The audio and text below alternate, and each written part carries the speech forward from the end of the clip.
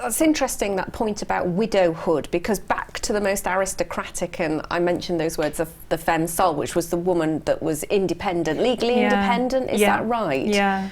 So was widowhood one of the major turning points for women in terms of their being able to express themselves rather than necessarily just being an adjunct to their husband's houses?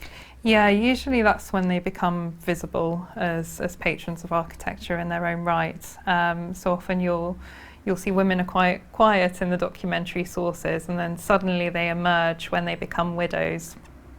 There are a couple of exceptions to that. So royal status sometimes enabled women to establish their own households.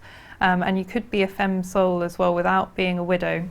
Oh, So, yes, because I think, because I mean, I'm a bit of a fan of Anne Boleyn. I think she was considered to be so, or I don't know. Can you tell me a little bit about that, or maybe some of the criteria that allowed for that? So a good early example of this is actually going back to Margaret Beaufort.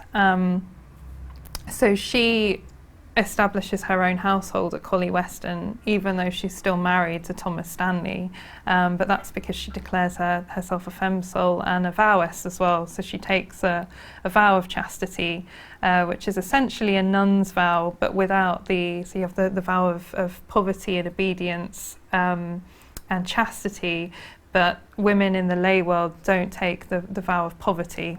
So she's still able to keep all her riches and express her That's power. That's quite convenient. Yeah, exactly. Yeah, yeah. That sounds very sensible to me. Yeah, so it's basically the best bit. The best bits. Yeah. Yes, that's what you call cherry picking. I think. Yeah, exactly.